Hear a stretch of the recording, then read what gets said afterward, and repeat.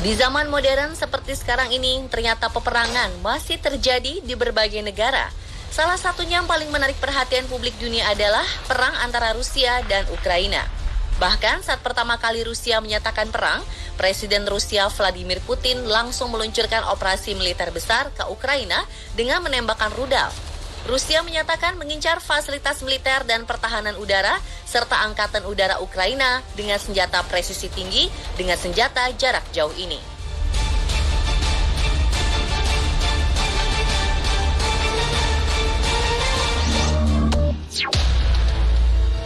Bom atom Hiroshima dan Nagasaki.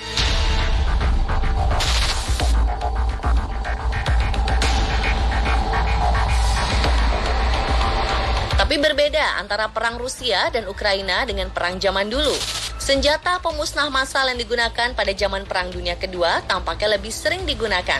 Salah satunya adalah pemboman nuklir di kota Hiroshima dan Nagasaki, Jepang. August 6, Japanese time.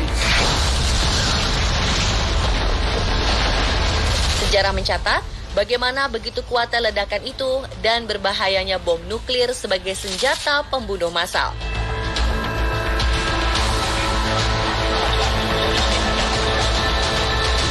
Kala itu, salah satu bom atom atau nuklir yang digunakan adalah bom dengan julukan Little Boy. Dijatuhkan oleh pesawat pengebom B-29, bom memporak-porandakan kota Hiroshima dan langsung menewaskan sedikitnya 140.000 orang seketika.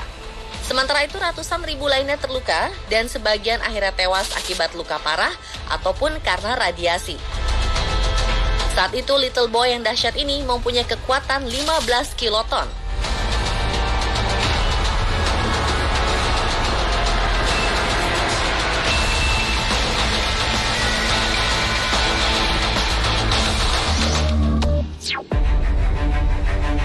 Tsar Bomba.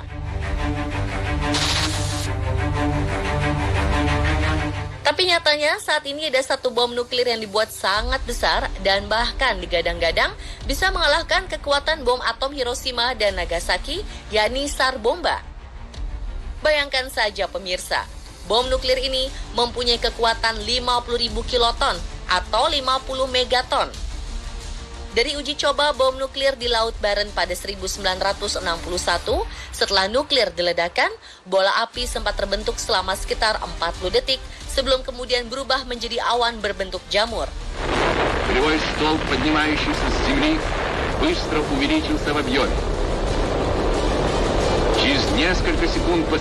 Awan jamur juga sempat naik hingga ketinggian hampir 65.000 km atau 6 kali lebih tinggi dari pesawat komersial. Selain menguji coba Tsar Bomba yang memiliki daya ledak sebesar 50 megaton, Rusia atau Uni Soviet pada zaman dulu sebenarnya berencana mengembangkan Tsar Bomba berdaya ledak 100 megaton. Tapi rencana ini dibatalkan karena akan berdampak luas terhadap atmosfer.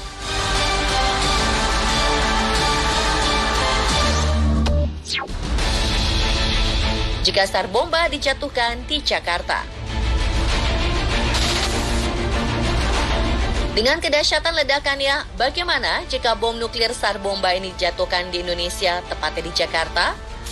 Memiliki daya ledak sebesar 50 megaton, bom nuklir yang diilustrasikan jatuh tepat di Monas ini dipastikan sangat destruktif.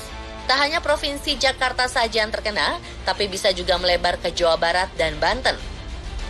Ledakan awalnya akan meluluhlantakan kawasan Ancol, Pluit, Kedoya Selatan, Pengadegan, dan Kelapa Gading Timur. Sementara itu, dampak ledakan akan terasa pada daerah yang lebih luas hingga mencapai area seluas 9.270 km persegi yang mencakup kota Bogor di selatan, Karawang di timur, Pulau Panggang di timur, dan Kecamatan Balaraja di barat. Kota-kota satelit di sekitar Jakarta seperti Bekasi, Depok, Tangerang Selatan, dan Tangerang bakal menerima efek ledakan moderat dengan tekanan 5 PSI. Jatuhnya korban tewas akibat Tsar Bomba juga diperkirakan akan mencapai 8 hingga 10 juta orang, sedangkan 6 juta orang lainnya akan menderita luka. Dengan ilustrasi inilah diketahui dampak dahsyat yang bisa diterima akibat peperangan. Apalagi kalau negara-negara yang berperang ini menggunakan senjata pemusnah massal nuklir. Karena inilah penting bagi umat manusia, khususnya negara-negara di dunia, untuk tetap menjaga perdamaian dan bahkan menghentikan pengembangan senjata nuklir demi keberlangsungan hidup seluruh makhluk di bumi.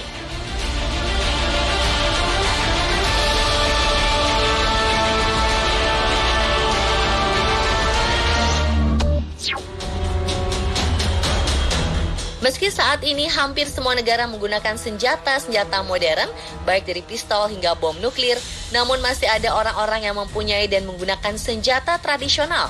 Seperti apa saja ya?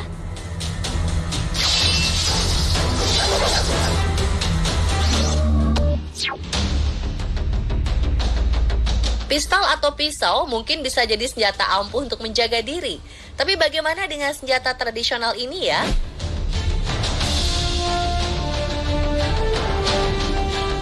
Dikenal dengan nama sumpit Dayak, senjata ini merupakan andalan suku Dayak yang mendiami kawasan Kalimantan. Sebagai senjata yang sangat mumpuni, mematikan, dan juga nyaris tak mengeluarkan bunyi, dahulu sumpit Dayak digunakan saat ngayau atau perang antar suku, berburu, bahkan berperang mengusir penjajah. Dibuat menggunakan kayu ulin, tampang, tebalien, lepek, atau kayu resak yang kemudian dibentuk menjadi pipa berdiameter 2 atau 3 cm. Dengan panjang sekitar 2 meter, sumpit lalu dilubangi sekitar 1 cm di bagian tengahnya. Untuk anak sumpit atau dalam bahasa Dayak Iban disebut lajak, dibuat menggunakan bambu, berbentuk ramping dengan ujung tajam dan di belakangnya diberi semacam gabus atau bulu-bulu burung agar stabil saat melayang di udara. Memiliki tingkat akurasi tembak mencapai sekitar 200 meter. Sumpit makin mematikan karena ada racun di ujung lajaknya. Sumpit ini hanya bisa dibuat oleh suku Dayak yang memiliki keahlian khusus serta membutuhkan waktu lama pembuatannya. Ada syarat dalam penggunaan sumpit ini. Mereka yang telah mempunyai senjata ini tidak boleh digunakan sembarangan, apalagi dipakai menyerang sesama suku. Selain itu, sumpit juga tidak boleh dipotong ataupun diinjak.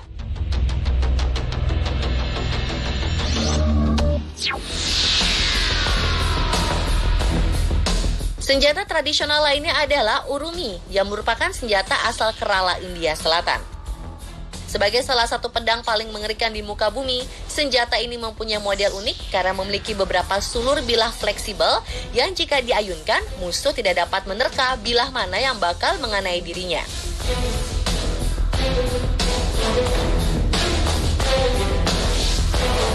Memiliki nama lain, surul patak hati. Pedang mematikan yang merupakan senjata perang ini biasa digunakan oleh orang-orang di Kerala. Uniknya, karena sifatnya lentur, pedang yang panjangnya bervariasi antara sekitar 1,2 hingga 2 meter ini bisa digulung dan diikat layaknya sabuk saat tidak digunakan.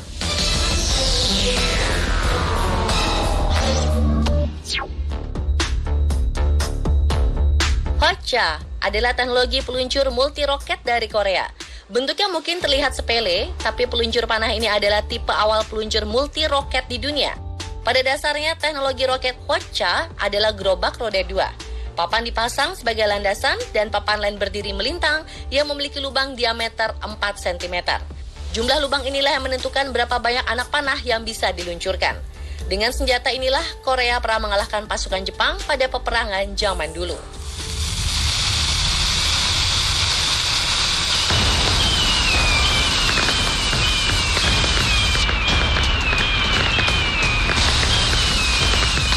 Beralih ke zaman sekarang, senjata yang diproduksi juga sudah mulai beragam.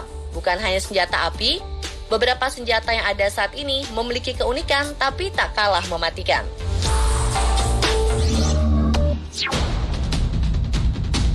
Salah satu pengembang senjata di Rusia memamerkan inovasi terbaru, yakni seekor robot anjing yang dipersenjatai dengan peluncur granat berpeluncur roket atau RPG.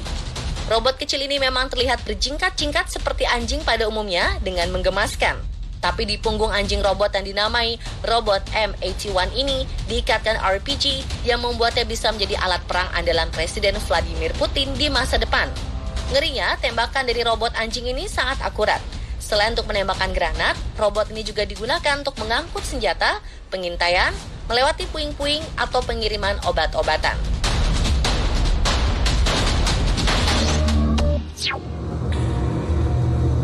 Angkatan Laut Amerika Serikat beberapa waktu lalu merilis video senjata terbarunya dengan teknologi canggih. Dalam uji coba yang dilakukan, senjata terbaru jenis laser ini bisa menghancurkan sebuah drone yang sedang terbang sebagai targetnya. Dikenal sebagai Laser Weapon System Demonstrator, senjata ini dipasang di kapal angkut amfibi USS Portland dan diperkirakan menjadi senjata laser paling menghancurkan di laut.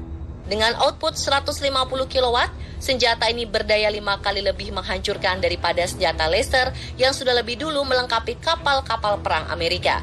Senjata ini juga dianggap bisa mengatasi ancaman yang datang dari kapal kecil, roket, artileri, dan mortir. Namun belum diketahui berapa jauh jangkauan maksimum senjata laser ini dalam memburu targetnya.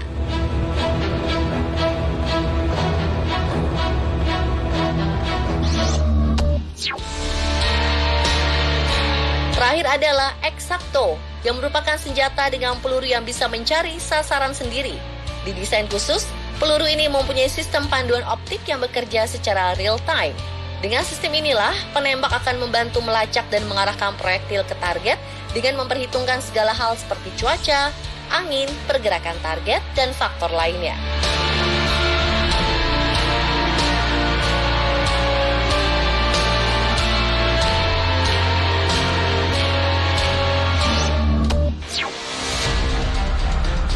Fenomena misterius seringkali menimbulkan tanya hingga menggegerkan banyak orang. Mulai dari kemunculan ikan di gurun pasir, hingga langit yang mendadak berwarna hijau. Pertanda apakah ini? Selengkapnya saksikan On The Spot Unsolved Mysteries sesaat lagi.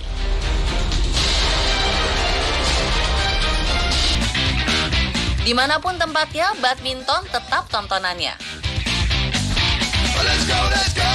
Memang ya pemirsa, kalau sudah hobi, konser serius apapun tidak akan menghentikan seseorang untuk melakukan apa yang dia suka.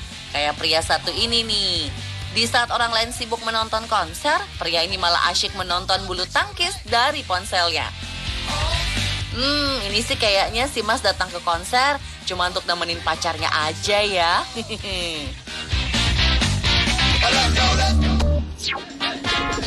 Ini yang disebut sakit tak berdarah.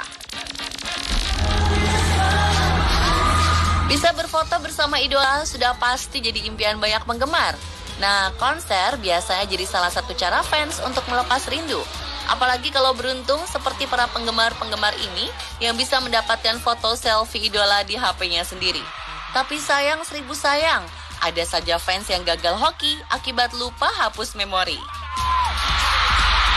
Di konser Westlife kemarin, Nicky Bryant mendekati para penonton diikuti dengan para penggemar yang berlomba-lomba menyodorkan ponsel untuk meminta foto selfie sang idol. Namun begitu Nicky hendak mengambil foto selfie, memori penyimpanan simbanya sudah penuh, jadi gagal deh.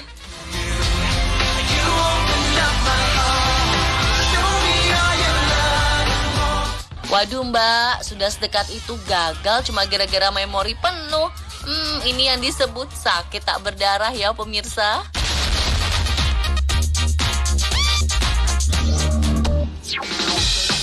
Penjual tahu walik punya cerita. Siapa bilang nonton konser nggak bisa sambil kerja? Bisa. Lihat aja abang satu ini. Di saat semua orang asyik bernyanyi merasakan euforia festival, si abang penjual tahu ini gak mau ketinggalan. Dia ikutan bernyanyi tanpa lupa menggoreng tahu waliknya.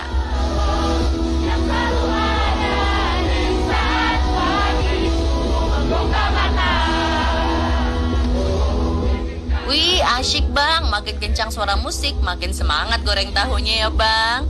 Mungkin one day si abang bakal cerita ke anaknya. Dulu bapak goreng tahu sambil nonton konser di depan mata loh.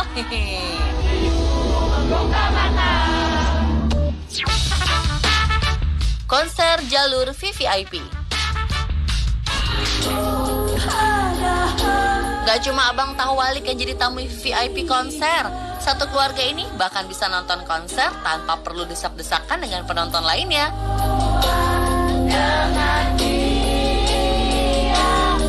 Nah, bener kan? Gak perlu repot beli tiket, cukup keluar halaman, udah deh bisa nonton konser gratis sambil minum kopi dari depan rumah. Wah, ternyata ini namakan privilege ya pemirsa.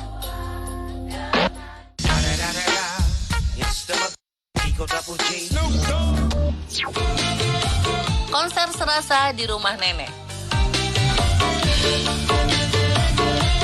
Yang namanya bapak-bapak emang ada aja kelakuannya. Lihat aja si Pak Asep sama Mang Udin ini. Di saat orang-orang di belakang berdiri untuk menikmati musik, si Pak Asep malah asyik tidur kayak lagi nonton TV di ruang tamu. Ya ampun Pak, mohon maaf nih Pak. Ini kita lagi nonton konser Pak, bukan nonton bola. Ini sih tinggal sediain kopi hitam aja sama gorengannya. Dijamin tambah betah.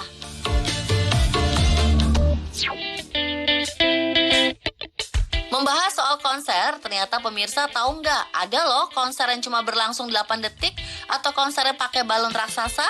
Wah, ini lagi di konser atau taman rekreasi ya.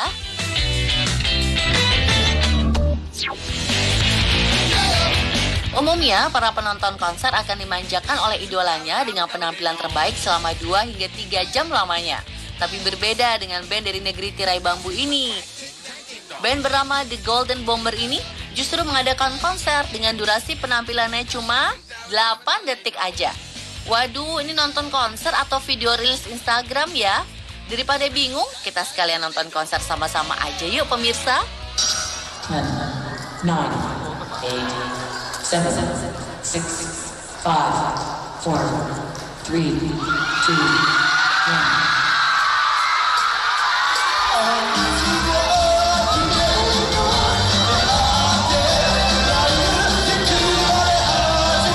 1. Yeay, selesai. Kita sudah nonton konser tersingkat di dunia.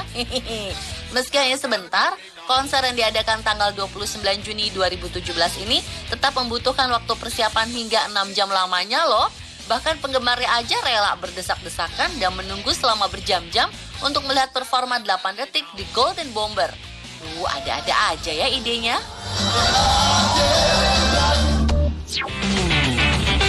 Selama pandemi COVID-19, konser musik menjadi salah satu kegiatan yang dilarang lantaran sulit menerapkan protokol kesehatan seperti jaga jarak. Tapi grup band The Flaming Lips asal Amerika Serikat punya cara unik untuk menyiasati kendala tersebut, yaitu dengan menggunakan gelembung raksasa. Ide baru untuk konser jaga jarak ini berasal dari sang vokalis Wayne Coyne yang telah menggunakan bubble raksasa itu selama bertahun-tahun untuk berguling di tengah kerumunan saat konser sebelum pandemi. Dalam konser ini disediakan 100 balon dengan kapasitas 3 orang untuk 1 balon. Tak usah khawatir tidak bisa mendengar suara karena di dalam balon telah disiapkan speaker tambahan dengan frekuensi tinggi sehingga suara tetap terdengar maksimal. Selain itu, balon juga dilengkapi dengan botol air mineral, kipas baterai, handuk, dan tulisan penanda jika ingin ke toilet atau kepanasan. Berhubung di dalam balon, suara tepuk tangan tidak akan terdengar, maka para penggemar menggantinya dengan meninju-ninju bagian atas balon sehingga terdengar gemuruh suara dari luar.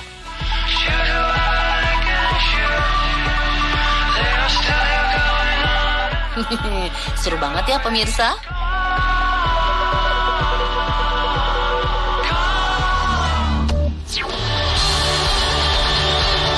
Band rock asal Irlandia, U2, menduduki peringkat pertama sebagai band dengan panggung konser termahal yang pernah digelar di dunia.